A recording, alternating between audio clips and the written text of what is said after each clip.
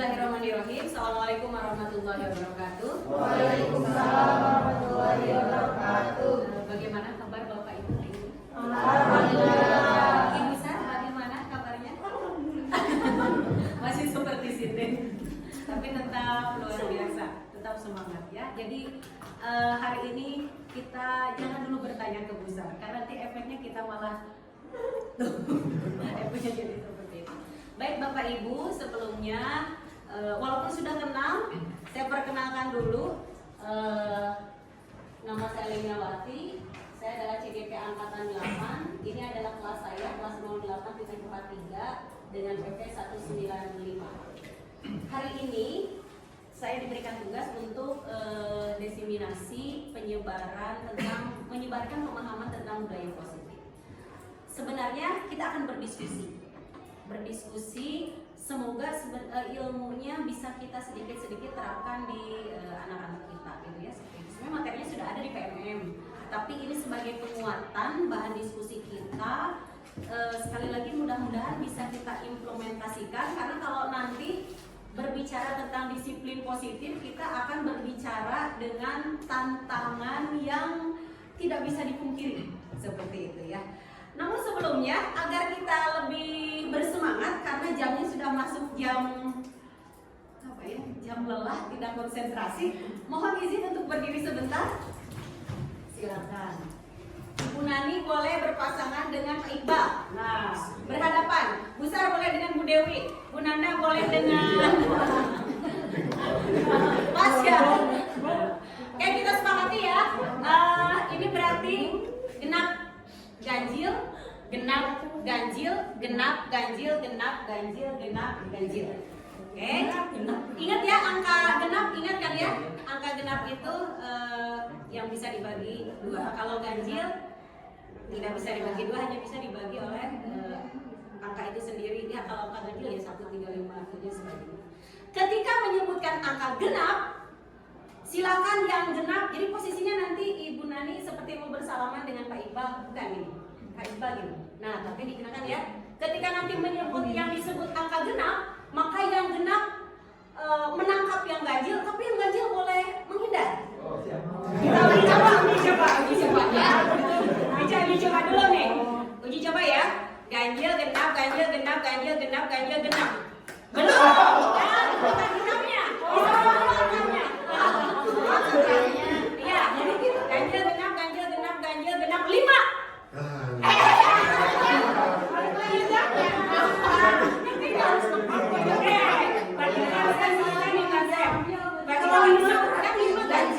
Berarti yang ganjil harus nangkap yang genap boleh menghindar. Nah, coba ya. Coba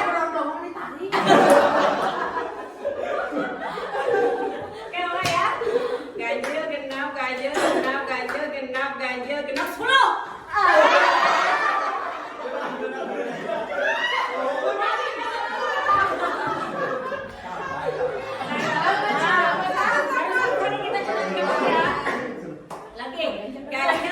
Ganjil, genap, ganjil, genap, ganjil, genap 12.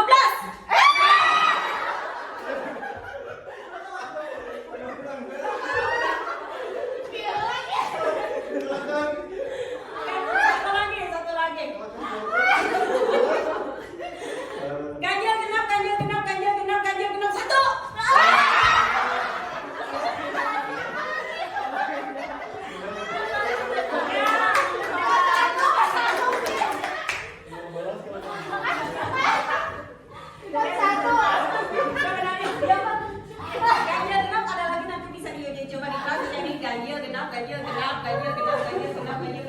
Kalau ganjil disebutkan angka genap, tahu misalnya ini.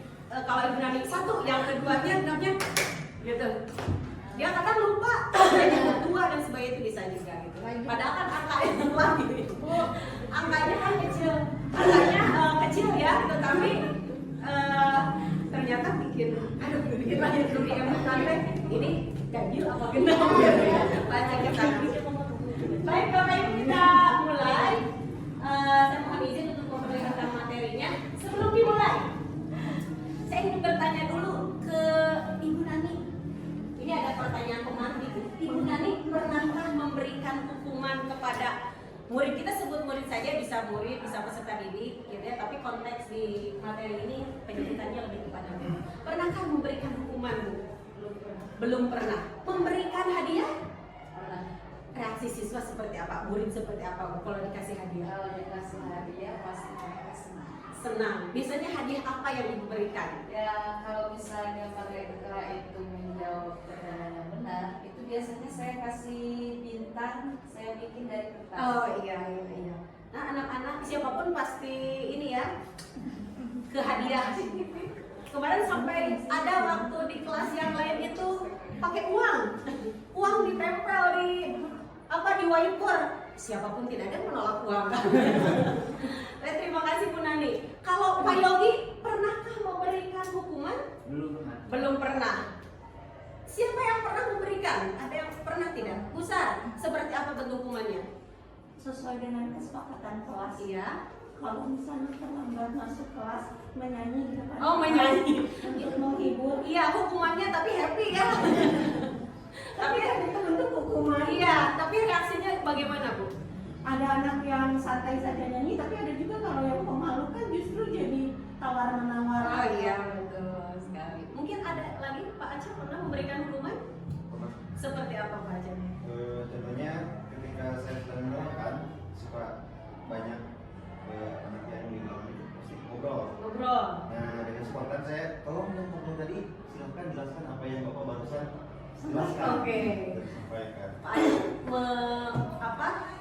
buat Pak Aceh itu adalah hukuman juga buat anak ya. Oke, terima kasih. Teman-teman, hari ini kita akan coba persamakan persepsi kita akan berdiskusi. Sebenarnya apakah kita boleh memberikan hukuman dan sebagainya. Sekali lagi ini di luar dari pada kenyataannya sebenarnya kendalanya banyak gitu ya. Pasti akan dihadapi satu siswanya itu lagi. Dan dalam kondisi dapat. Nanti kita samakan persepsinya, kita akan berdiskusi.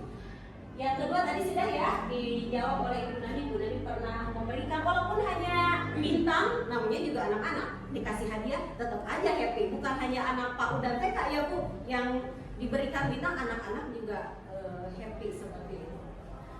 Berikutnya, Bu Dewi, menurut Bu Dewi makna disiplin ini sama nggak dengan nurut Bu Dewi? Ya ada pertanyaan romantik. Nurut tuh apa ya? Manut, Ikut. iya pokoknya ikut aja gitu. Disiplin menurut Bu Dewi? Kalau disiplin mungkin ada aturannya ya Bu. Iya. Kalau nurut harus ikut aja. Harus ikut aja. Jadi menurut Bu Dewi ini berbeda gitu ya? Berbeda. Oke, terima kasih. Mungkin dari Pak Yudi? Disiplin sama harus Iya, berbeda. disiplin harus sama aturan. Iya. Aturannya kalau menurut kayaknya enggak ya. Oke, ya terima kasih. Kita samakan ya, karena memang akan kita gali ini sebenarnya makna disiplin itu seperti apa gitu ya. Kemudian hukuman, hadiah, ini akan kita coba bahas. Ketika membahas ini dengan fasilitator, kebetulan fasilitatornya itu dari Batam, yang satu lagi dari instruktur. Kelas selesai langsung perasaan saya jelek gitu. Ternyata selama itu banyak salahnya. Padahal sudah memberikan apresiasi itu luar biasa. Ya, nanti kita lihatlah seperti apa ya. Nah, ini akan kita bahas dalam diskusi kita. Pertama, perubahan paradigma belajar, disiplin positif, nilai-nilai kebajikan yang sifatnya positif dan universal. Kemudian kebutuhan dasar manusia, ada motivasi perilaku manusia, posisi kontrol guru, keyakinan kelas, dan segitiga restitusi. Mungkin ada beberapa hal baru yang baru didengar ya, tetapi sebagian lagi sudah ada di PMM istilah-istilah ini. Nah, yang pertama perubahan paradigma. Sebenarnya saya yakin Bapak dan Ibu juga sudah terbiasa, sudah ada kita selalu ada progres dalam mengajar. Tetapi ini kita coba kuatkan. Nah, di yang pertama kita uji coba. Nah, uji coba menggunakan kertas ya. Nah, Pak Aceh boleh pinjam ya. Nah, ini kita akan uji coba tentang konsep apa? Menguasai. Ibu Nani, Bundan, Bu Sarifah, biasa tadi dengan pasangannya ya. Ini, kemudian ini.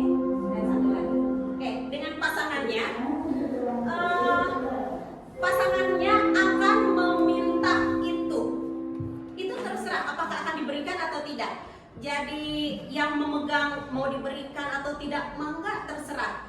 Kemudian pasangannya silahkan sekuat tenaga gimana caranya biar bisa mendapatkan itu. Kita coba ya. Oke, kita mulai ya, hanya dalam hitungan 10 detik saja ya. Kita mulai ya. 1, 2, 3. Boleh nggak? Pak Yudi.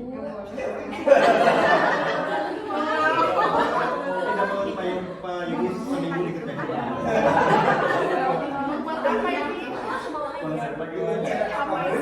Dengan cara apapun, pokoknya harus dapat kertasnya, harus diambil, harus bisa diambil.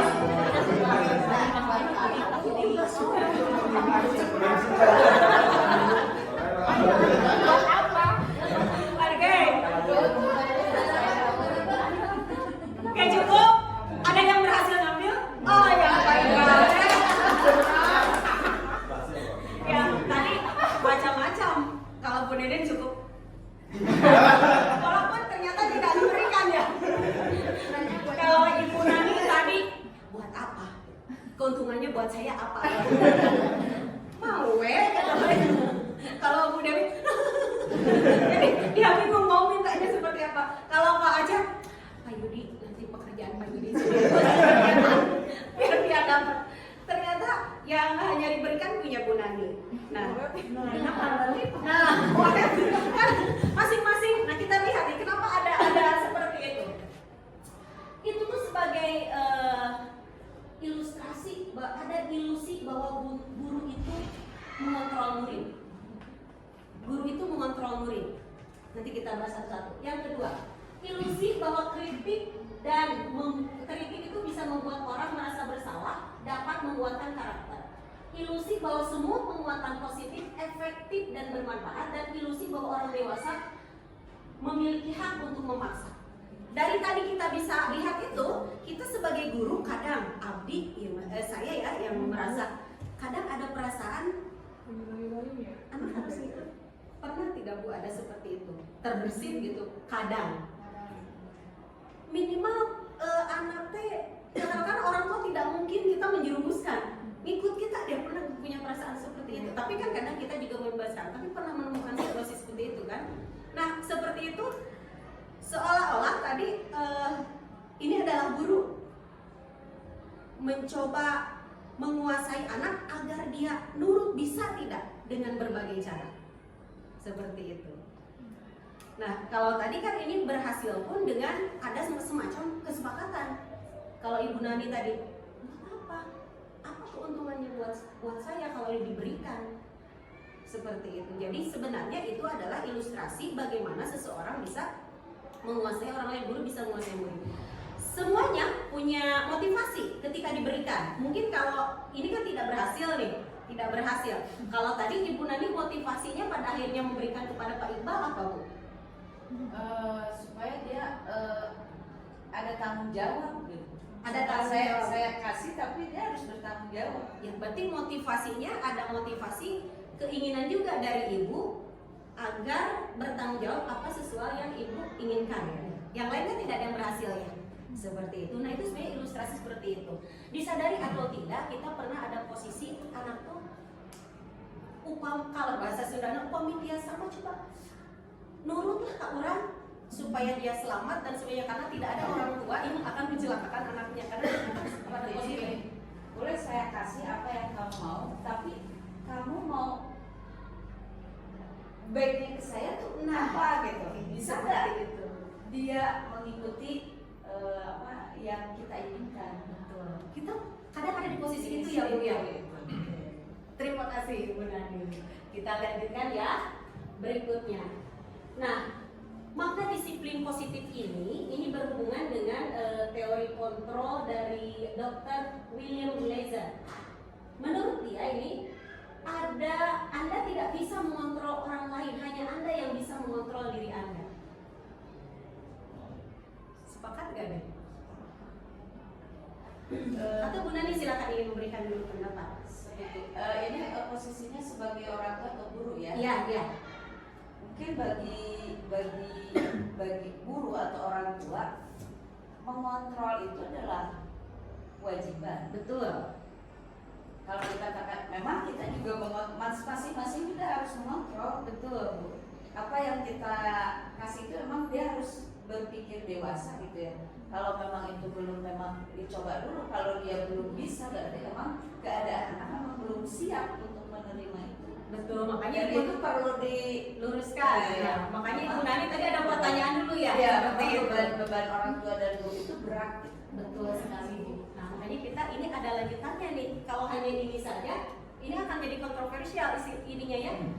Anda tidak bisa mengontrol orang lain, hanya Anda yang bisa mengontrol diri Anda. Seperti tadi, maksudnya gini, ketika kita mau memberikan sesuatu dan sebagainya, hanya kita yang tahu apakah orang ini layak untuk kita beri dan tidak. Maksudnya seperti itu. Jadi kita yang mengontrol apakah, kalau Bu Nani tadi, saya yakin dia bisa tanggung jawab, makanya saya berikan. Tapi di sini, walaupun dengan pekerjaannya sama Ibu, karena kontrol ini udah yakin nih nggak bakalan bisa. Untuk sekarang belum bisa, makanya tidak diberikan kan seperti itu. Nah, kenapa bisa seperti itu? Tadi semua perilaku memiliki tujuan. Kalau Ibu Nani tadi yakin diberikan itu karena tujuannya jelas. Saya yakin dia bisa tanggung jawab. Tapi kalau dalam feeling Bu Nani kayaknya belum bisa, yakin tidak akan diberikan. Seperti itu kan ya Bu? Nah, ada juga beliau menjelaskan tentang model berpikir menang-menang, kolaborasi dan konsensus menciptakan pilihan baru tidak akan terlalu kita perdalam, cuma yang ke bawahnya. Nah, dari semua itu sebenarnya ini berhubungan dengan makna disiplin tadi yang ditanyakan itu. Disiplin yang dimaksud ternyata berbeda betul dengan dulu. Dalam materi disiplin positif ini sebenarnya disiplin yang dimaksud adalah kontrol diri dengan menggali potensi kita agar tercapai tujuan mulia, yaitu sesuatu menjadi seseorang yang kita inginkan berdasarkan nilai-nilai yang kita hargai. Jadi disiplin itu dia mau melakukan tetapi karena ada nilai-nilai yang dihargai. Itu ya, nanti kita akan diskusi lagi. Nah, bagaimana disiplin ini bisa terwujud? Dalam teori kontrol ini ada yang disebut dengan teori motivasi. Jadi seseorang bisa disiplin latar belakangnya dua. Satu, karena motivasi intrinsik. Dua, karena ekstrinsik. Nah, dalam materi ini motivasi intrinsik itu alasannya satu, untuk menghindari hukuman. Misalnya, apa ya contohnya? Anak kesiangan. Besoknya mau kesiangan dia bisa dihukum. Nah, itu maksudnya ekstrinsik, berarti latar belakangnya karena takut dihukum, itu ekstrinsik.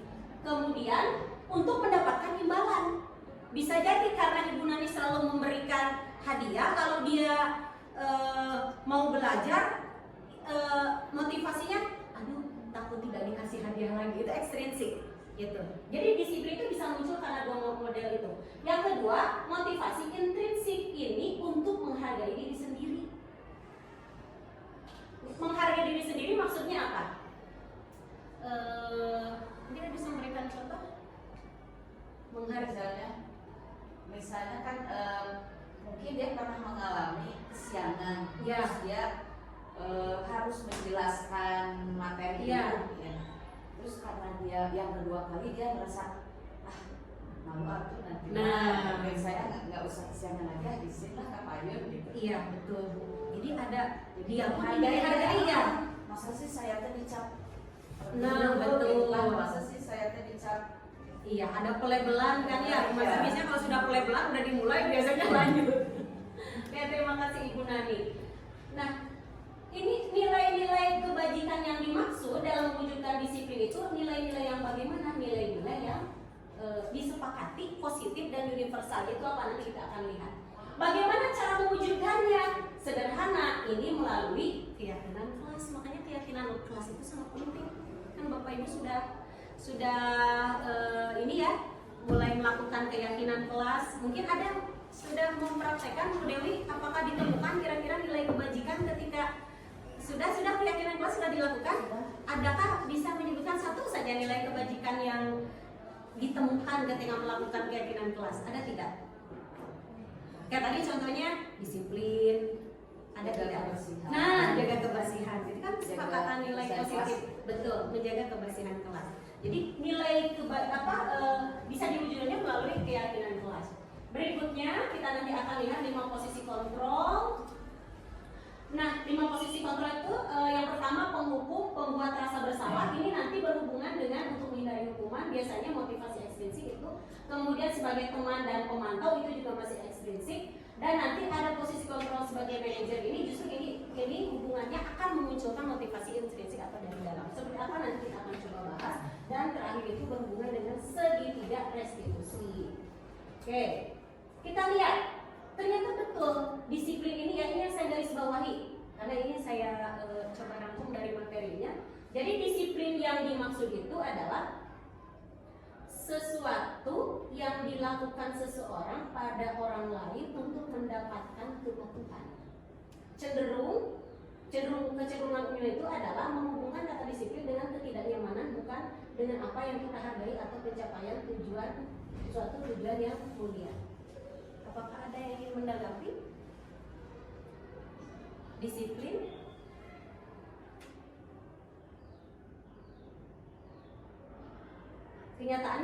Kenyataannya seolah-olah harus kepatuhan. Gitu. Makanya tadi apakah disiplin sama dengan nurut? Tadi itu kan. Maksudnya ketika anak kan kelihatannya seperti sekarang ada anak yang memang agak beda lah, iya, spesial ya Bu ya, komunitas-komunitas tertentu. Nah, berarti kan kita harus berpikir bagaimana upaya supaya dia itu menyadari kalau misalnya minimal waktu belajar itu harus di kelas, ini ternyata adanya di kantin. Nah itu berarti harus ada upaya-upaya memerangi keinginan dia sampai dia itu sadar bahwa waktunya belajar tetap harus di kelas. Betul. Itu yang harus memerangi, kata-kata memeranginya itu. Betul. Bagaimana caranya? Kita juga nggak bisa memaksa, tapi ada seni-seni tertentu. Apakah dengan mendekati dengan cara kan untuk mendekati orang itu beda-beda. Betul. Mungkin anak yang ini dengan cara didekati ini. Yuk kita. Kalau anak-anak yang seperti itu biasanya setiap jam misalnya guru ajar taat beberapa menit itu udah nongkrong aja dia. Sudah tidak ada Nah, yang itu kan bagaimana caranya susah. Iya betul Ibu. Sampai memerangi itu perannya itulah kata-kata betul. peran. Sampai ini pun pernah yang Ibu tanyakan itu, yang Ibu ungkapkan itu pernah saya tanyakan kepada fasilitator dan saya sampai bilang, Bu, sepertinya menerapkan disiplin di tingkat SMA itu agak sulit. Mungkin kalau di tingkat SD, SMP, ya PAUD kelas rendah kita mudah karena karakternya belum terbentuk. Tetapi ketika SMA dia karakternya sudah terbentuk karena lingkungannya sudah lebih kuat. Iya. Dan beliau ternyata, oh iya memang itu tantangannya katanya kalau di tingkat SMA. Dan anehnya pelakunya itu lagi kan. Berarti sebenarnya karakternya sudah terbentuk mungkin ya dari rumah ya kan banyak ya kita temukan kalau anak itu ini kebiasaan dari rumah, kayak kebiasaan bersih saja gitu. Ada anak itu yang kelihatan kan kita. Jadi kan secara umum kita sepakat ya kalau pembentukan pendisiplinan di tingkat SMA itu berhubungan dengan karakter. Makanya di awal tadi saya katakan ini tantangannya banyak. Kalau kita untuk SMA berarti sepakat karakter ya. Karakter sudah terbentuk dan kita agak sulit. Cuman bagaimanapun kita seorang guru sudah berusaha dan selalu berusaha, tidak akan berhenti berusaha. Nanti ada caranya, mudah-mudahan ini bisa kita implementasikan. Nah, nilai kebajikan universal itu apa saja? Tadi kan baru disebutkan sebenarnya ini nilainya profil pelajar Pancasila. Bu Sulis tanpa melihat ke sana ingat enggak? Ada caranya Bu Sulis kita nyanyikan. Kalau Bu Nani di PAUD kan biasanya itu pelajar Pancasila beriman dan bertakwa pada Tuhan yang Esa dan beralam mulia kebinekaan global, bergotong royong kreatif, mandiri dan bernalar kritis. Nanti kita coba. Nanti kita coba itu anak di kelas. Asalnya tapi gara-gara dinyanyikan, oh iya ternyata itu jadi pakai gerakan belajar Pancasila. Mau coba? Belajar Pancasila, beriman dan bertakwa pada Tuhan Yang Esa, dan berakhlak mulia, berbineka global, gotong royong kreatif, mandiri dan bernalar kritis. Nah, kita coba ke anak. Jadi mudah-mudahan yuk, kita pun mudah-mudahan tidak lupa. Asalnya selalu lupa pas dinyanyikan. Oh iya, jadi akhirnya lupa. Dan itu kan teknik punani kalau di PAUD tuh. Senin, Selasa, Rabu, Kamis, Jumat, Sabtu, Minggu itu nama-nama hari. Tapi kalau tanya habis Senin apa? Ya pasti bingung. Habis Jumat apa? Sebelum Senin. Sepertinya itu ya luar biasa di pengoptimalan otak kanan dan otak kiri. Katanya kan kalau musik itu di kanan, kalau kata-kata itu di kiri. Itu teorinya seperti itu. Makanya kalau ada lagu kita cepat hafal dibanding dengan membaca materi yang hanya setengah lagu. Itu ya. Jadi kembali lagi ke sini, nilai-nilai kebajikan universal itu yang dimaksud adalah yang ada di profil belajar Pancasila. Atau kalau di pramuka itu kan nilai-nilai kepramukaan itu relate dengan ini. Misalnya sila yang pertama beriman bertakwa kepada Tuhan Yang Maha Esa dan berakhlak mulia, itu jelas ada di Desa Dharma. Relate sekali. Makanya kenapa nilai-nilai kepramukaan itu pernah diwajibkan sampai di raport itu kan nilainya khusus. Dia mau ikut EXO mau tidak, saking pentingnya nilai-nilai kepramukaan itu diterapkan. Karena satu aja Desa Dharma itu ini relate banget dengan ini. Gitu ya. Sebenarnya kita sudah mencoba menerapkan, cuman ini berkuat sekarang. Ada sebetulnya di profil belajar Pancasila. Kita lanjut ya. Nah, tadi yang di awal itu garis besarnya ini dia teori motivasi, hukuman dan penghargaan, juga restitusi. Nah, menurut pembahasan ini, jadi motivasi perilaku manusia itu sebenarnya ada 3. Yang pertama untuk menghindari ketidaknyamanan atau hukuman. Rata-rata kayaknya anak kita ini ya Bu ya, rata-rata misalnya kalau saya di kesiswaan pakai baju takut ditegur, takut dihukum. Yang kedua untuk mendapatkan imbalan dari orang lain. Biasanya ini dalam apa ya, posisi biasa di kelas ya kalau ini mah. Iya. Untuk menghargai diri sendiri. Oh, ini sudah banyak muncul belum nih kira-kira yang Bapak Ibu rasakan? Masih jarang. Ya ada, tapi masih jarang ya. Karena mungkin itu dia yang namanya karakter kan bukan seperti kita membalikan telapak tangan. Prosesnya itu sangat lama. Hubungan dengan keluarga. Betul, seperti itu. Nah, kalau yang pertama dan kedua, yang pertama itu dan kedua itu ini bisa muncul gara-gara ada motivasi eksternal tadi itu. Oh, saya takut dihukum karena apa? Karena kalau tidak pakai baju seragam mungkin ada konsekuensinya apa? Berarti dari eksternal. Tapi yang terakhir untuk menghargai diri sendiri ini internal, dan seperti Bapak Ibu katakan tadi susah untuk membangkitkan.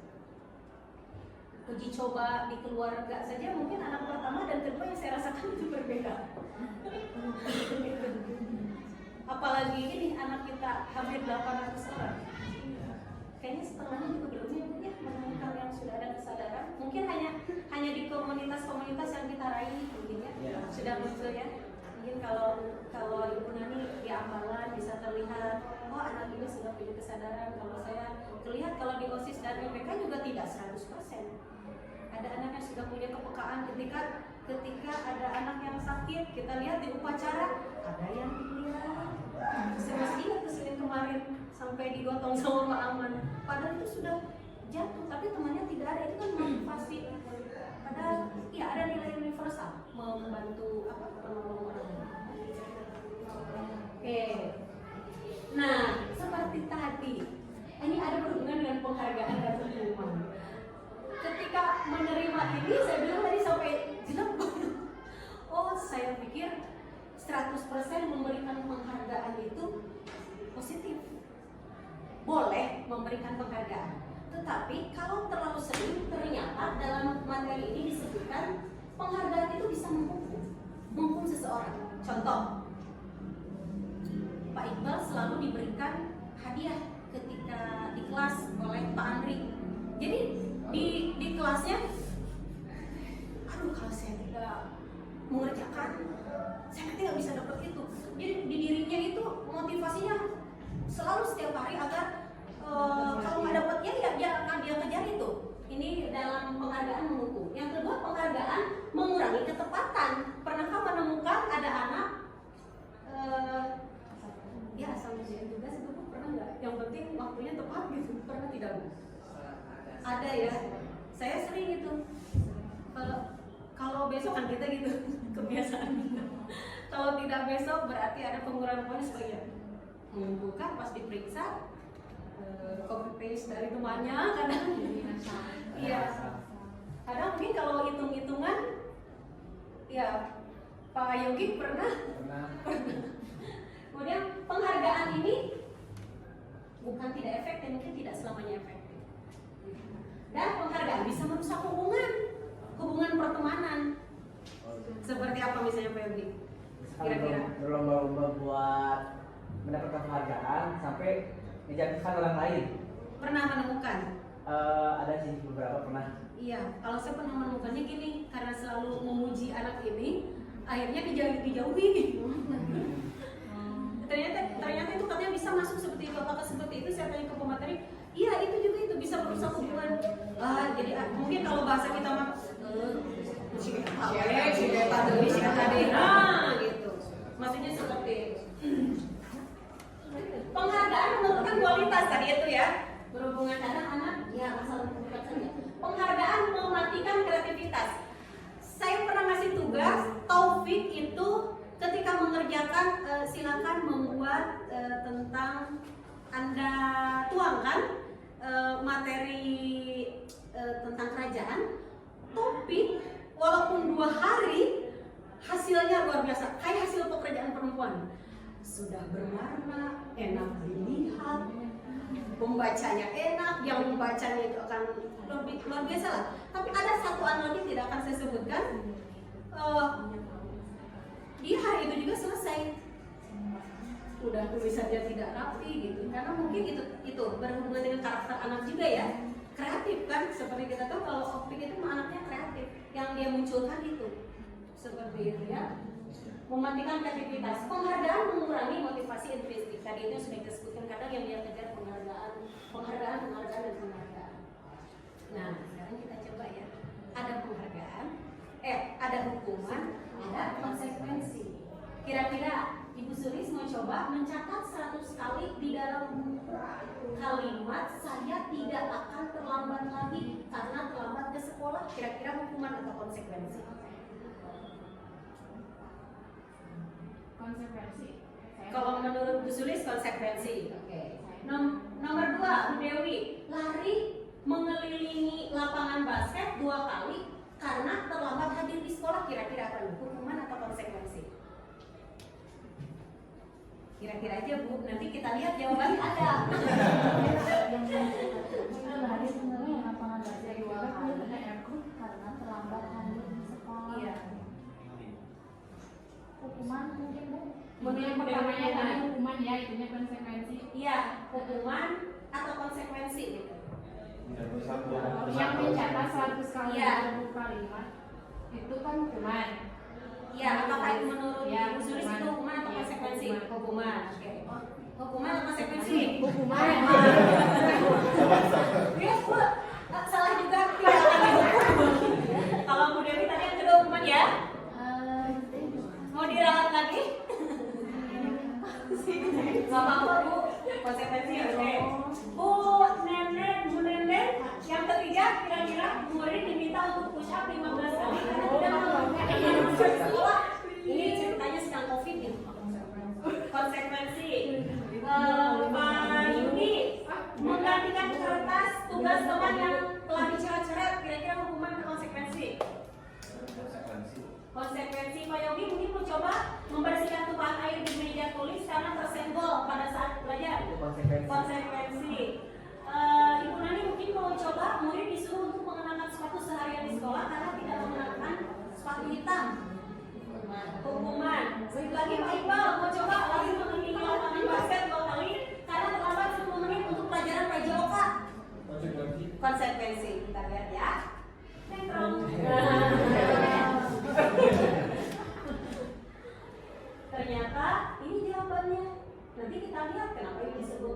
hukuman dan disebut konsekuensi. Tadi nomor 1 betul ya, hukuman. Nomor 2, Bu Dewi tadi jawabnya hukuman tapi ganti diganti. Bukan. Yang ketiga hukuman. Yang ke tadi betul ya, konsekuensi. Oke. Ternyata ini perbedaannya. Ya, untuk beberapa orang ada yang menyamakan gitu ya, tetapi ternyata ini kalau hukuman itu sesuatu yang menyakitkan. Coba kita lihat nih, mana yang hukuman. Mencatat 100 kali di dalam buku, saya tidak akan terlambat lagi. Saya pernah. Saya belum pernah. SMP belum pernah. Jadi mungkin apa ya manfaatnya belajar nulis, tapi ada secara psikologis. Nah itu kan. Kita lihat lagi. Kalau konsekuensi sesuatu harus terjadi, membuat anak sakit fisik maupun hati untuk jangka waktu lama. Saya ingat dicepret waktu SD gara-gara disuruh ditalat manjada wajada, gurunya Pak Jaja, saya ganti Mangjaja wajada. Akhirnya dicepret, sampai sekarang ingat. Cepretannya ada 3, masih ingat sampai sekarang. Padahal bercanda gitu, tapi untuk gurunya mungkin tidak. Ya memang namanya juga masih SD ya, SD kelas 3 masih SD. Iya. Anak akan membenci kedisiplinan. Tanya kalau hukuman. Sifatnya paksaan. Tadi yang ini. Mana hukuman? Murid diminta untuk push-up 15 kali karena tidak menggunakan masker ke sekolah. Sudah ditentukan, dipaksa harus 15 kali. Walaupun kata Pak Andrea, Pak Guru PJOK, kalau tidak itu tidak ada tarifnya gitu ya. Power. Lihat lagi, kalau hukuman itu konsep diri yang buruk. Kemudian kalau hukuman anak belajar untuk menyembunyikan kesalahan. Mungkin bisa jadi apa ya? Gerbang sudah beres belum PR-nya? Sudah, padahal belum. Cepat-cepat dia kerjakan. Marah, rasa bersalah, dipermalukan, merasa tidak dihargai. Bayangkan kalau tiba-tiba mengelilingi lapangan anak perempuan 2 kali terlambat saat hadir sekolah, mungkin kita juga minimal akan rasa malu ya kalau kita memposisikan. Sekali lagi Ibu ketika membahas ini, Ibu Bapak, kita di luar dari kenyataannya yang kita hadapi. Karena kalau kenyataannya dihadapi, kadang berbeda juga ya, seperti itu. Oke, berikutnya materi tentang restitusi. Apa itu restitusi? Proses menciptakan kondisi bagi murid untuk memperbaiki kesalahan mereka sehingga mereka bisa kembali pada kelompok mereka dengan karakter yang lebih kuat. Kita lihat di sini. Nah, restitusi itu pertama bukan untuk menebus kesalahan, nanti kita lihat prakteknya, namun untuk belajar dari kesalahan. Kemudian memperbaiki hubungan, tawaran bukan paksaan. Bapak Ibu bisa lihat sampai ke bawah. Dan sebenarnya ini sudah kita lakukan ya pada kondisi tertentu, pada siswa tertentu. Kadang kan kita sudah punya feeling ya, kalau ke anak A pada kasus yang sama menyelesaikannya tidak sama dengan yang B. Itu sudah jadi feeling kita seorang guru pasti akan berbeda upaya penanganannya. Ketika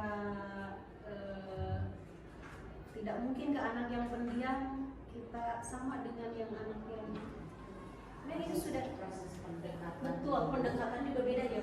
Terus kita lihat dia maunya mau seperti apa, kita juga harus kita berikan dari psikologi juga. Nah betul ya. Itulah hebatnya seorang guru, lebih-lebih dari guru BK ya Bu ya. Pendekatan, penyelesaian, harus tahu ya, feelingnya harus ya feeling so good aja, harus ke anak ini upaya penyelesaian. Jadi kita udah tahu aja feelingnya kalau ini harus seperti ini seperti ini. Hanya saja di teori-teori ini hanya untuk memperkuat kita cara terbaiknya akan seperti apa. Oke, berikutnya keyakinan kelas yang sudah biasa kita lakukan. Mungkin Pak Yogi apakah akan coba menjelaskan atau membaca ini? Ada di paling bawah itu peraturan kelas, di luarnya ada keyakinan kelas, ada lingkungan positif, ada budaya positif. Hubungannya Bu ya? Iya, hubungannya. Berarti kalau misalkan dilihat, pertama ada peraturan kelas ya, Iya. kemudian keyakinan kelas, lingkungan positif dan budaya positif.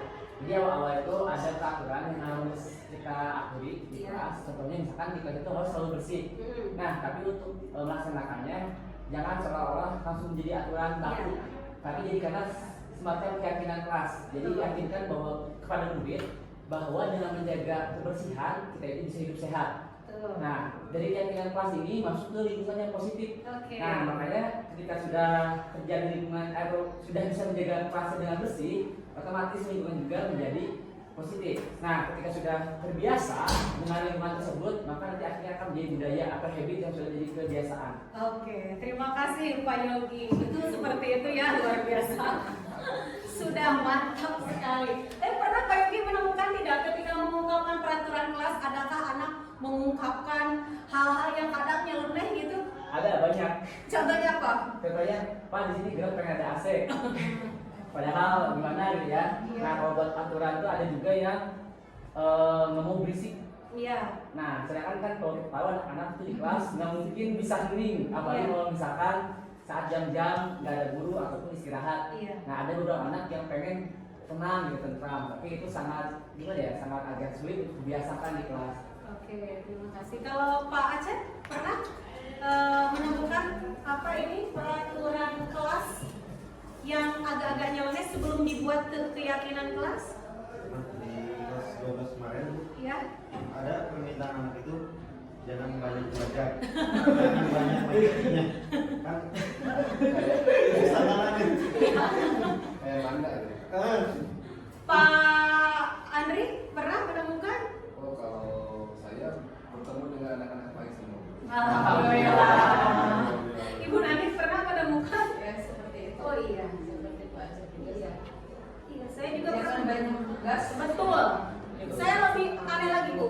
Ada sampai saya simpan itu. Ibu jangan mau dijemput. Itu sampai ada istilah gitu. Sampai saya foto, saya simpan. Gitu. Lalu saya jelaskan kenapa. Ya memang kalau di sekolah sebelumnya guru tuh harus dijemput. Ya saya jelaskan guru itu ketika belum masuk ke kelas pasti ada alasannya. Kalian tinggal mudah mencari guru itu ketika belum sampai. Misalnya kalau ibu diberikan tugas tambahan maka saya tinggal mudah nyari di ruang kelas. Guru ketika telat masuk bukan tanpa alasan. Bagaimana kita sepakatinya? Nah, mungkin seperti itu. Bahkan ada yang anak mengatakan seperti ini kalau di kelas saya. Kan kita sepakat masuk tepat waktu, ditambah sama anak, termasuk gurunya. Ya kan? Akhirnya Kenapa anaknya kalau telat dihukum gurunya? nah, ada ya Bu. Nah, gitu. Ya makanya kalau peraturan ya kita kan meminta mereka mengungkapkan ya. Tapi pada akhirnya dibuatlah keyakinan. Betul kata Pak Yogi, kalau sudah keyakinan kelasnya sudah positif, sudah tercipta, maka akan muncullah lingkungan yang positif. Kalau sudah menjadi terbentuk, maka dia menjadi habit, ada jadi budaya positif. Dan memang sekali lagi ini bukan hal mudah. Ya. Gitu. Seperti itu, PR sekali. Coba kita lihat kira-kira yang mana kesepakatan kelas, yang mana yang bukan, bisa dijelaskan juga. Mungkin Bu Sulis mau mencoba? Ya, silakan. Ini ada TK Dharma Wanita Persatuan, kesepakatan kelas, datang tepat waktu mengucapkan salam, menjaga kebersihan sekolah, berdoa sebelum dan sesudah kegiatan, aktif dalam pembelajaran. Yang kedua, kesepakatan kelas, kami guru dan murid yang saling menyayangi, kami murid yang semangat belajar, kami murid yang peduli dengan teman-teman. Kesepakatan yang ini. Yang ini, kenapa? Karena itu sebuah kesepakatan datang tepat waktu mengucapkan salam. Jadi kesepakatan murid ya. Dan kemudian menjaga kebersihan sekolah. Ini sebuah kesepakatan kelas antara murid sama gurunya. Oke, ada yang berbeda? Kalau Ibu Sulis, ya boleh silakan. Ini TK ya, konteksnya ya TK ya. Mungkin ada yang berbeda, Pak Aceh? Yang kanan di sebelah sini, kenapa? Karena itu seperti kata-katanya yang sudah diulang gitu. Yang ini peraturannya datang tepat waktu, misalkan kalau kesepakatan kelasnya bertanggung jawab, lalu menjaga kebersihan sekolah itu juga bisa diperhalus gitu maksudnya. Iya.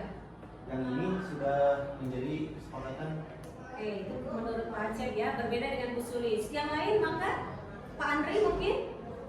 Iya Bu, menurut saya ya ini kesepakatan ya, ini sudah menjadi peraturan kelas, ini sudah menjadi kesepakatan karena di sini di sebelah sini dulu ya. Yang pertama nih datang tepat waktu mengucapkan salam ya, karena sudah kesepakatan ya kan. Yang di sebelah sananya itu nilai positifnya mungkin ya, ketika anak yang tepat waktu ya, yang datang tepat waktu sudah tentu ya, jadi sebelah sananya sudah nilai-nilai positifnya itu sudah muncul. Iya. Mungkin bisa saja. Terima kasih. Ada yang lain? Iya, terima kasih Pak Andri. Ada lagi yang lain? Cukup? Nah, Bapak Ibu, kalau berdasarkan materi ini, jadi harus diingat bahwa kesepakatan itu betul seperti yang dilakukan oleh Pak Andri. Jadi dia maknanya sudah lebih mengerucut, dan kita baiknya menghindari kata-kata yang negatif. Misalnya ini kan tidak ada kalau di sini, jangan buang sampah sembarangan. Baiknya kalau kesepakatan kelas itu hindari kata-kata yang negatif. Gitu. Dan ini kan keinginan. Kalau di sini terlihat keinginan, datang tepat waktu mengucapkan salam, menjaga kebersihan sekolah, berdoa sebelum dan sesudah kegiatan, aktif dalam pembelajaran. Baiknya kesepakatan itu yang diangkat adalah nilai-nilainya. Dan hindari kata-kata yang negatif. Jangan membuli teman. Itu kan kemarin muncul tuh, jangan jahil sama teman. Karena Bu, handphone saya selalu hilang, nama bapak saya selalu disebut. Gitu. Nah, diambil saling menghargai. Jadi kita ambil nilainya kalau kesepakatan. Nah, nanti ketika sudah ini kan saling menyayangi, dijelaskan maknanya mau seperti apa. Gitu. Nah, dijelaskan saling menyayangi itu berarti dengan teman tidak boleh saling membuli. Dengan teman ketika ada yang sakit ditengok, kita jelaskan juga. Ini saya ya, kalau di SMA itu bisa dijelaskan seperti itu. Oke ya Bapak Ibu, jadi kalau kesepakatan satu, kita hindari kata yang negatif. Yang kedua, kita naikkan itu adalah nilai-nilai kebajikan yang positif. Berikutnya coba kita lihat. Kita dari tadi itu peraturannya, nilainya nih kita lihat di keyakinan kelas. Selalu kembalikan buku ke tempatnya, kira-kira nilai kebajikannya apa? Tanggung jawab bisa, disiplin bisa. Oke, dilarang mengganggu orang lain, kira-kira saling menghargai. Oke, bisa ya. Nanti kita lihat jawabannya juga ada ini ya. Hadir di sekolah 15 menit sebelum pembelajaran dimulai. Disiplin. Dilarang melakukan kekerasan. Kasih sayang. Makanya kan ini dihindari. Dilarang itu kan negatif kalimatnya. Dilarang menggunakan narkoba. Jaga kesehatan, ya. Bergantian atau menunggu giliran. Sabar, menghargai bisa, ya. Gunakan masker, kayak sama dengan yang narkoba kayak itu ya. Jaga kesehatan. Jangan berlari di kelas atau koridor. Nyaman, tertib, aman.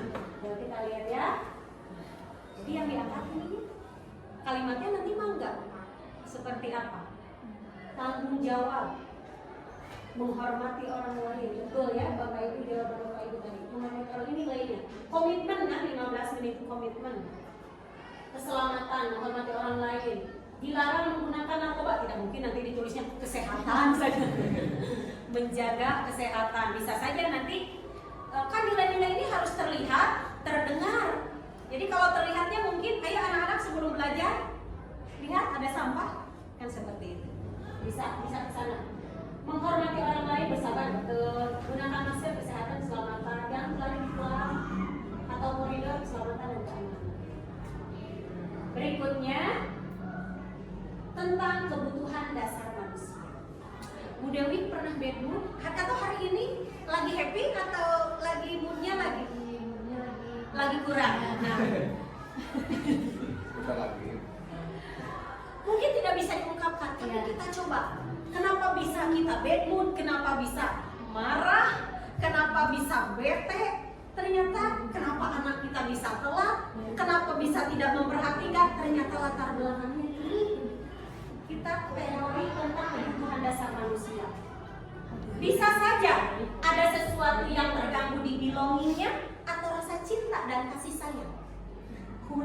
kasih sayang. Bisa jadi power, dia ingin menunjukkan penguasaan dia. Saya pernah nemu anak mau nonton acara olahraga, minta izin ke saya, tidak bisa, dia langsung datang ke kepala sekolah. Mungkin saya juga yang salah penanganannya, karena waktu itu belum tahu teori ini. Akhirnya dia datang langsung ke bapak, berbondong-bondong, terlihat dia ingin menunjukkan saya juga bisa. Tentu anaknya sudah keluar tahun-tahun kemarin. Agak kaget juga karena kita menolak, dia berbondong-bondong datang ke kepala sekolah. Ternyata ini, jadi kebutuhannya. Lalu ada freedom, kebebasan. Lalu ada fun, kesenangan. Ya saya uji coba itu di instrumennya dari 40 soal saya uji coba Pak Andri, hasilnya adalah saya kurang kesenangan. Kurang piknik. Tapi memang relate itu mungkin karena instrumennya sudah diuji coba, validitas dan reliabilitasnya ya. Ternyata relate gitu. Oh iya memang saya rasakan itu dengan pertanyaan itu ketika dihitung, oh kurang ternyata manfaatnya. Nah semua ini akar dasarnya adalah survival atau bertahan hidup. Kita ambil satu contoh. Kita kan pernah menemukan anak kesiangan dari kelas 10 sampai kelas 12. Ini saya angkat juga di diskusi dengan Fasil. Bu, saya menemukan anak dari kelas 10 sampai kelas 12 datang ke sekolah itu jam 9 aja. Ibu Sulis wali kelasnya. Kemudian ada Jangan disebut apa. Kamu disebut. Itu kan kalau kita lihat kebutuhan dasar dia apa ya kalau kenapa sampai kesiangan. bangunnya siang. Nah, kalau bangun siang kira-kira apa bisa kita lihat kebutuhan dasarnya? Kalau bisa kasih sayang, bisa apa lagi? Mungkin tidak ada yang membangunkan untuk kasih sayang. Bisa jadi freedom, bisa nggak ya? Kebebasan. Power. Intinya ketika kita menyelesaikan masalah di materi ini, kita diajarkan di materi ini. Kalau mau menyelesaikan masalah, coba gali dulu. Jangan-jangan ada kebutuhan dasar di anak tersebut yang tidak dipenuhi. Ya walaupun kita tahu lah, misalnya kasus anaknya Bu Nani itu sampai di teang kabunina, disiapkan ongkosnya, itu pun saya angkat. Saya bilang, apakah kami gagal sebagai seorang guru? Sampai saya bilang gitu. Padahal berbagai upaya, sampai saya bilang ada guru yang sampai dia simpan uang buat jajannya, sampai kerja sama dengan tetangganya. Pada akhirnya kembali lagi. Ya itulah, pada akhirnya kita kembali ke setelah upaya banyak juga kembali lagi ke kondisi sampai di hasil diskusi itu jawabannya.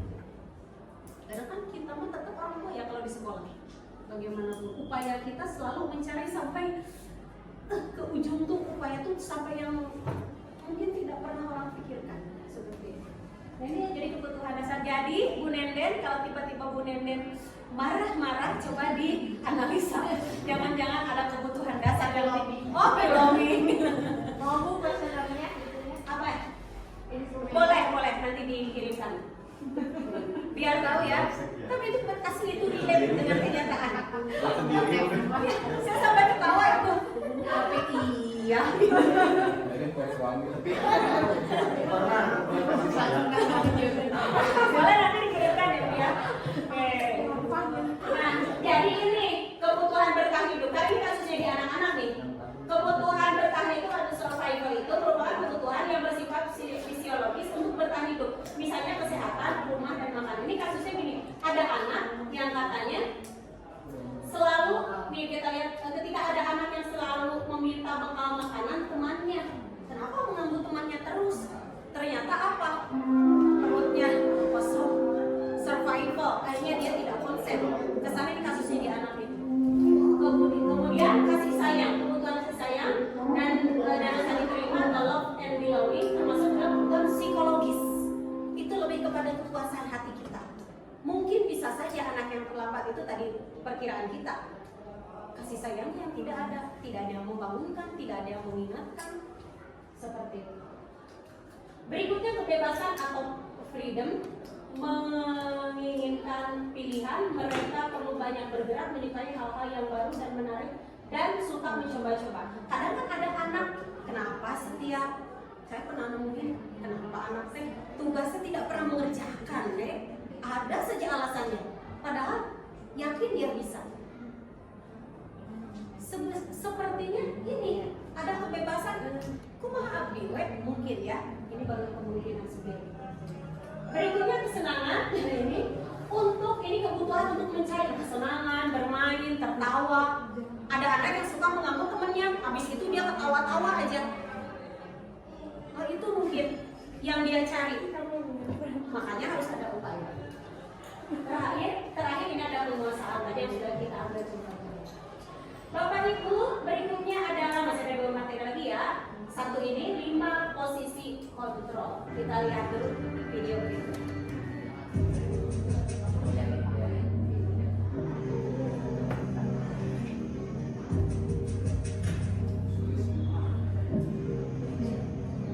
Naran, sini kamu. Ini penghukum ini. Selamat pagi Bu. Selalu terlambat. Kamu deh, pasti terlambat. Maaf Bu, saya Apa? Apa coba? Alasan kamu apa lagi? Pernah Apa seperti sih itu kamu sudah. tidak terlambat? Kan juga boleh. Malas sekali ya kamu jadi anak. saya Dasar pemalas. Gak kapok-kapok sih kamu. Sudah berapa kali terlambat? Sana, kamu keliling lapangan basket 2 kali. kenapa saya harus keliling lapangan basket Bu? Kenapa? Kamu mau lawan ibu? Berani-beraninya jawab. Sudah terlambat, masih berani jawab pula. Rasanya Sekarang, tidak keliling tidak lapangan aman ya. basket 5 kali sekalian. Biar kapok. Cepat. Pergi sana ke lapangan basket. Ya, itu penghukum. Kalau bisa dilihat, kalau penghukum berarti berbicaranya terlihat ya keras, menuduh, semacam mengancam. Kira-kira efeknya apa kepada anak? Nah, bisa trauma. Ya. Tapi rasanya kita tidak pernah menemukan itu kalau di kita sampai se ekstrim itu. Berikutnya posisi pembuat merasa bersalah. Kalau saya rasanya pernah kali ini.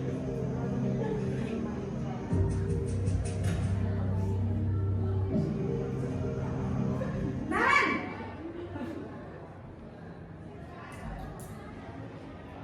Selamat pagi Bu. Naren. Kamu kenapa terlambat lagi, nak? Ya Tuhan, Naren. Kamu senang ya bikin ibu susah ya? Kalau kamu terlambat lagi, nanti ibu yang ditegur bapak kepala sekolah, nak. Bisa kali ibu tidak bisa Pernah Bu Sutis? Duh, gimana ini? Maaf Bu, Duh, Gusti Naren. Kamu suka ya kalau ibu ditegur bapak kepala sekolah? Terus, sekarang ibu harus tulis apa ini di buku absen? Ini kamu sudah sering terlambat loh. Ibu harus apa coba? maaf Bu, maaf sekali. Ya sudah, lain kali jangan bikin ibu susah lagi ya nak ya. Nah, kira-kira kalau pembuat merasa bersalah itu cirinya apa? Dari bicaranya dulu, ya lembut tapi nyakitin gitu. Ya terus, memojokkan. Apa lagi? Tadi terlihat seolah-olah dia sudah membuat kita menderita. Gitu. Sebenarnya sederhana, tapi memojokkan orang lain itu tipe pembuat orang merasa bersalah. Guru tuh katanya kadang ada juga gitu, dan saya rasa saya pun pernah. Nah, ada yang memantau guru piket biasanya.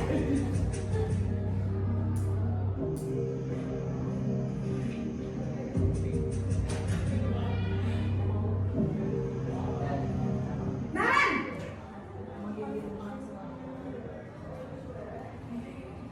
Selamat pagi Bu.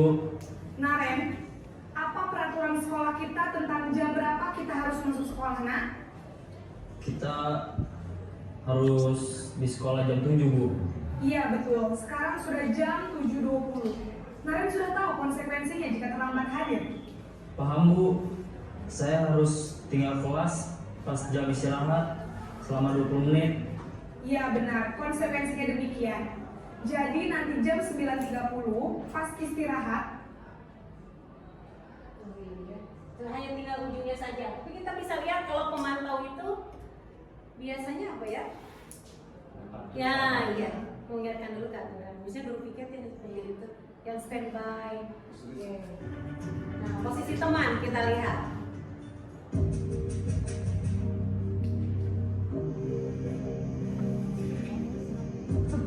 Ada dua lagi. Baru 3 ya, 1 ini, 1 lagi. Nan! Aduh lagi. Selamat pagi Bu. Wah, sudah jam berapa ini nak? Terlambat lagi ya sayang. Iya Bu, habis ibu saya lupa bangunkan saya Bu. Kamu malah nyamperin kamu. Kamu bukannya anak yang larinya paling kencang. Kok terlambat sih? Iya Bu, saya memang terlambat bangun tadi. Jadi biarpun saya lari kencang, tetap gak kekejar Bu. Alasan ya, kalau Ya sudah sayang. Nanti lain kali larinya lebih kencang lagi ya. Biar gak terlambat lagi. Bikin seneng ibu. Demi ibu. Bisa kan? Bisa lah Bu. Ya sudah sana masuk kelas. Ibu beresin urusan absen kamu. Kamu ini ada-ada saja. Nah kira-kira kalau sebagai Dalam teman posisi. bagaimana tuh? Ya kayak teman aja ya dalam rohnya. Walaupun rasanya kalau kita ya tadi Bu Suli sampai senyum-senyum sendiri. Aduh bagaimana kalau sama si anak itu yang ada. Jadi ini kita ini lihat dulu yang terakhir nih. Posisi manajer.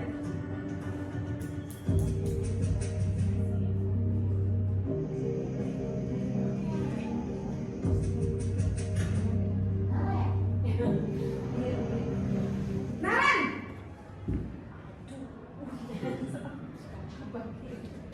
Selamat pagi Bu. Selamat pagi Naren. Maaf Bu, saya terlambat. Iya, sekolah masuknya jam 7, sekarang sudah jam 7.20. Jadi sekarang bagaimana ini Naren? Maaf Bu, saya lupa setel alarm saya semalam. Baiklah, menurut kamu, keyakinan sekolah yang mana yang perlu kamu tingkatkan? Menghargai diri sendiri dan orang lain mungkin ya Bu. Setuju. Jadi, apakah Naren meyakini prinsip saling menghormati tersebut? Iya Bu, saya meyakininya. Apakah Naren bersedia memperbaiki masalah keterlambatan ini? Bersedia Bu. Bagaimana kamu akan perbaiki masalah keterlambatan ini? Saya akan coba untuk tidak lupa menyetel alarm saya Bu. Baik, kalau Naren lupa menyetel alarm di rumah, ada orang yang kira-kira bisa bantu mengingatkan tidak? Ada Bu, kakak saya, Kak Emma. Ada lagi selain Kak Emma? Selain Kak Emma, ada ibu saya. Baik, jadi yang mengingatkan Naren adalah Kak Emma dan ibu kamu ya? Kira-kira akan mulai setel alarm kapan nih Naren? Setelah pulang sekolah, akan segera saya lakukan. Baik, jadi Naren akan setel alarm untuk bangun besok pagi dan akan diingatkan oleh kakak dan ibu dan Naren ya. Ada lagi yang mungkin perlu dilakukan Naren agar tidak terlambat bangun lagi? Tidak ada Bu. Baik Naren, terima kasih untuk kerjasama kamu. Sekarang kamu perlu kembali ke kelas untuk belajar. Baik Bu, terima kasih. Oke, 5 posisi kontrol tadi. Kira-kira yang mana yang sering kita lakukan? Ya jadi introspeksi ke diri saya sendiri. Saya teman ya. Kalau pengumuman saya tidak pernah. Oh sering ya guru PJOK ya. Tapi kalau dilihat dari semuanya itu, secara teoritis, kira-kira mana yang baiknya kita lakukan? Karena di sana, walaupun dengan bahasa yang berbeda tentunya, kalau tadi kan bahasanya terlihat, kayaknya kalau kita bahasa seperti itu ke anak, sepertinya reaksinya akan berbeda. Tapi mungkin kontennya sama, karena kita diminta anak mencari solusi, kira-kira untuk mengatasi masalah tersebut akan seperti apa. Nah ini cirinya tadi ya, penghukum itu menghardik. Kalau pembuat merasa orang bersalah, ya dia ibu kecewa.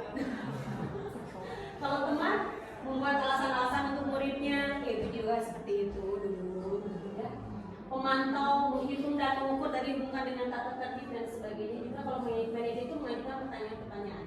Tadi sudah kita ungkapkan secara tidak langsung. Nah ini penguatannya untuk kalimat-kalimatnya walaupun tidak sama persis mungkin mirip lah. Untuk membuat orang merasa bersalah, saya kecewa sekali dengan kamu. Ini berarti dia membuat orang merasa bersalah. Kalau tadi kata Pak Acep terpojok. Kalau penghukum seolah-olah dia tuh jadi salah aja sudah, tidak bisa diperbaiki. Kalau teman, ayolah lakukan lebih ibu. Pemantau, apakah kamu mendapatkan stiker bintang hari ini? Memantau. Kemudian yang manajer, bagaimana kamu bisa menyelesaikan masalah ini? Kalau penghukum, ya kembali lagi selalu menganggap itu nggak bisa berubah aja perilakunya. Terakhir, segitiga restitusi. Upaya-upaya penyelesaian dalam menghadapi masalah mungkin terlihat tidak. Ketika kita menghadapi masalah, intinya sebenarnya ada 3 tahapan. Minimal ini kita coba saja nanti implementasikan. Pertama, menstabilkan identitas, kemudian validasi kebutuhan, dan menanyakan keyakinan. Nah, ketika menstabilkan identitas, intinya kita mengkonfirmasi apa yang terjadi, betul tidak itu yang terjadi. Kemudian memvalidasi kebutuhan, apa alasan dia sampai seperti itu, pasti dia punya alasan. Lalu terakhir itu menanyakan keyakinan, kira-kira ada nggak kesadaran di dirinya itu ketika dia melakukan itu ada tidak pelanggaran yang dilakukan karena sudah melanggar kesepakatan kelasnya. Ini saya coba buatkan, mudah-mudahan bisa diputar contohnya. Ini contohnya di anak ada yang main game online terus di kelas sampai mengganggu temannya. Kan kalau mabar lupa diri ya.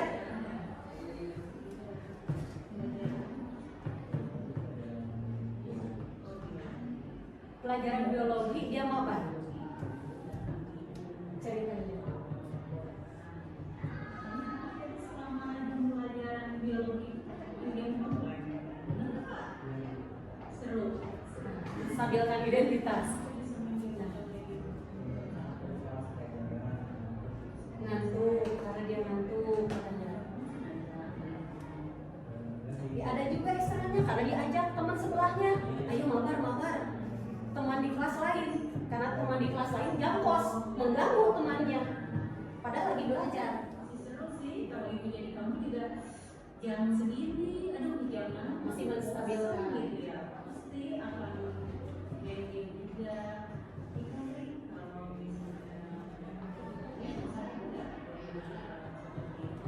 Nah, mulai memvalidasi kebutuhan dia. Kalimatkan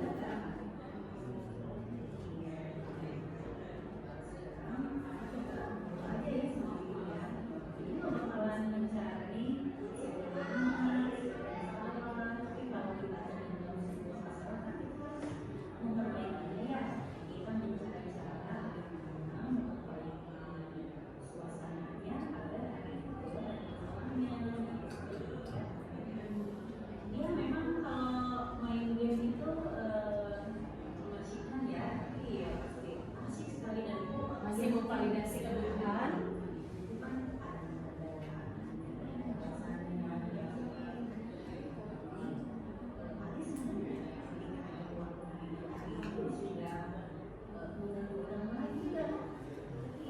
Ya, karena di ceritanya Ari itu sampai mengeluarkan suara dan mengganggu temannya. Gitu. Ya kalau mabar biasanya tidak sadar. Ini. Sampai teman-temannya ada merasa terganggu. Gurunya lagi mengajar.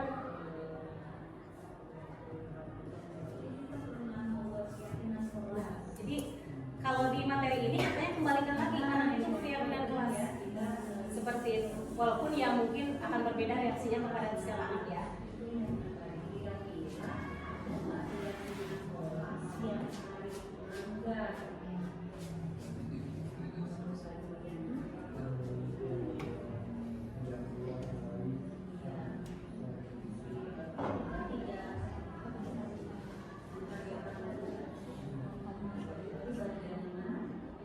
Ini sudah mulai terakhir.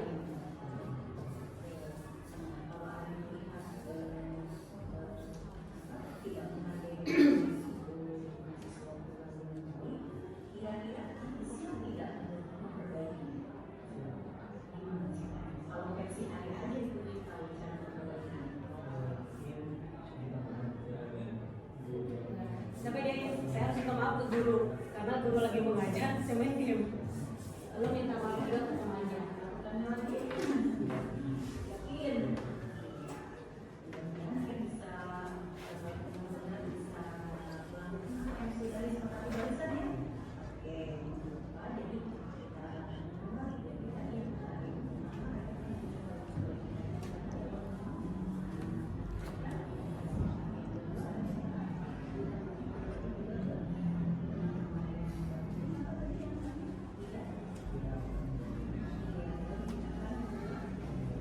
Ya, walaupun kenyataannya sekali lagi akan berbeda.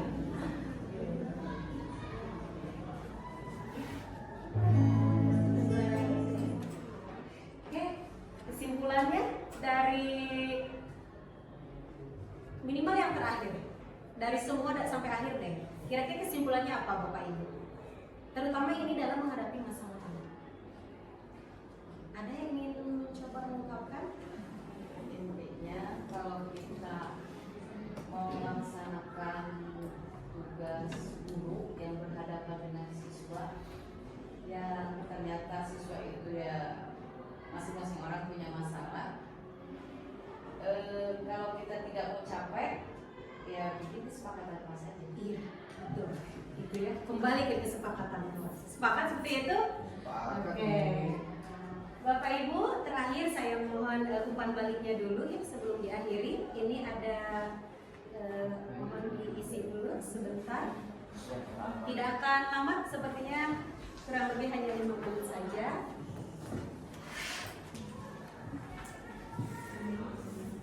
Ya untuk CGP-nya berarti 6 saya.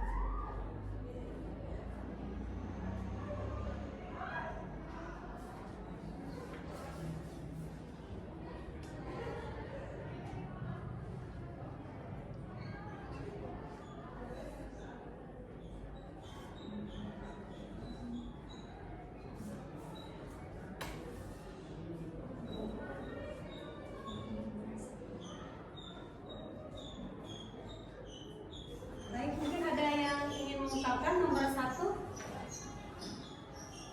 Nomor 1 untuk pemberian penghargaan sangat setuju sekali. Untuk pemberian hukuman saya tidak setuju. Mungkin penghargaan tadi kembali lagi ya Bu, yang tadi itu tidak terlalu mengandalkan kami mungkin ya. Sampai itu. Terima kasih Ibu Nani. Pak Aceh mungkin mau dicoba nomor 2? Mana yang sebaiknya kita terapkan dalam menghadapi masalah terhadap COVID yang tadi setelah dijelaskan. Iya. Ternyata yang memang paling baik dan tepat itu adalah posisi sebagai manajer. Terima kasih Pak Aceh. Nomor terakhir mungkin ada yang ingin coba mengungkapkan nomor terakhir.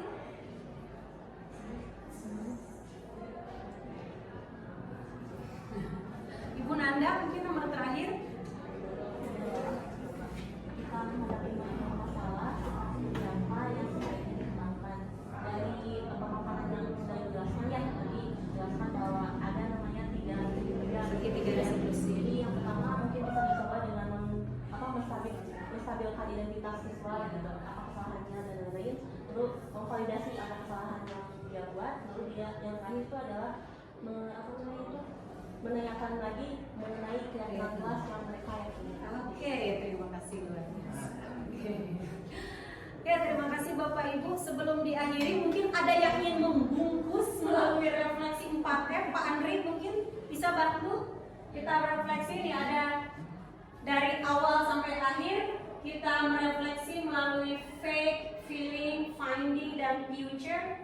Fact-nya apa yang kita temukan hari ini, feelingnya bagaimana perasaannya setelah mendengar informasi yang tadi, findingnya apa hal baru yang ditemukan, future kedepannya akan seperti apa, mungkin akan dibungkus oleh Pak Andri. Mau coba silakan. Oke, terima kasih Ibu yang sangat cantik sekali ya. Untuk feedback ya, jadi kan pengalaman Anda mengikuti pembekalan pada hari ini. Coba kalian pada hari ini, alhamdulillah Ibu ya, semua yang yang diutarakan oleh Ibu dari A sampai Z gitu ya, menjadi inspirasi bagi kami sebagai guru. Ternyata semua yang dilakukan oleh kami itu, perasaan itu hanyalah ilusi kami itu ternyata kurang tepat dilakukan kepada murid. Jadi mindset kami itu ternyata setelah Ibu menerangkan dari A sampai Z, oh ternyata harus ada perubahan, harus ada reformasi gitu ya. Karena mungkin apa yang disampaikan oleh Ibu tadi itu kita sebagai pendidik bagaikan seorang petani yang harus memupuk tanamannya dari kecil sampai besar dan sampai berbuah seperti itu. Jadi insya Allah dari pemikiran Ibu, kami sebagai pendidik di SMA Satu Jalan ini, Future-nya berarti ya.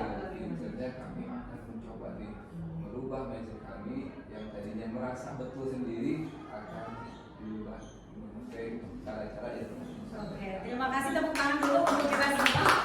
Tapi ya kita sama-sama saja ya. Jadi bagaimanapun butuh kolaborasi gitu. Tidak bisa kita berjalan sendiri. Guru tidak bisa hanya guru saja, tidak bisa mengandalkan kita saja, harus ada kerjasama dengan yang lain dan kita pelan-pelan. Insya Allah kan bagaimanapun guru kalau di sekolah tetap orang tua yang ingin anaknya baik-baik saja dan ingin menjadi insan yang merdeka dan bahagia. Sukseslah kalau kita bahasa kita. Di luar sekali lagi banyak hambatan dan kendala. Bismillah saja, semoga apa yang kita lakukan ini menjadi ladang amal ibadah kita yang bisa kita petik suatu saat setelah kita tidak ada di dunia. Terima kasih Bapak Ibu atas perhatiannya yang luar biasa.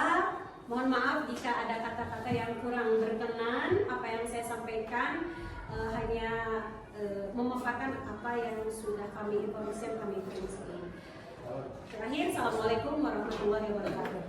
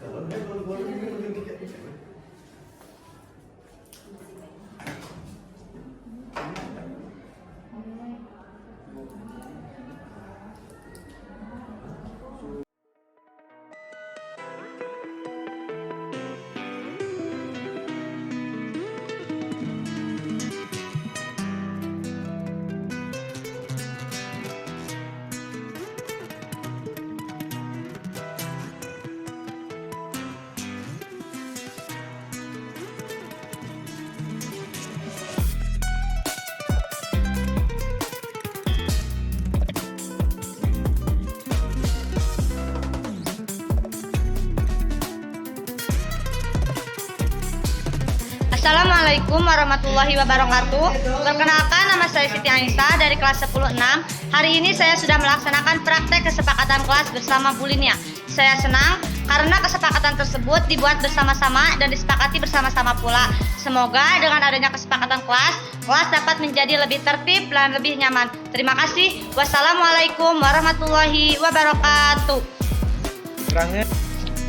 Assalamualaikum warahmatullahi wabarakatuh. Perkenalkan, nama saya Ripaldi Mulyana Putra dari kelas 10-6. Hari ini saya sudah praktik melaksanakan ketertiban kelas bersama Ibu Linia. Saya yakin teman-teman semua bisa melaksanakannya dengan baik karena kesepakatan kelas ini disepakati dan dibuat oleh guru dan semua murid di kelas ini. Sekian dari saya. Wassalamualaikum warahmatullahi wabarakatuh. Bismillahirrahmanirrahim. Assalamualaikum warahmatullahi wabarakatuh. Perkenalkan, nama saya Acep Diki Gustiawan. Saya di sini sebagai guru pengajar mata pelajaran sejarah dan saya adalah rekan dari Ibu Liniawati. Dan alhamdulillah hari ini saya telah mendapatkan informasi atau sedikit banyaknya ilmu dari Ibu Liniawati telah memberikan informasi tentang materinya yaitu disiplin positif. Tadi saya mendapatkan banyak sekali ilmu, terutama yang pertama itu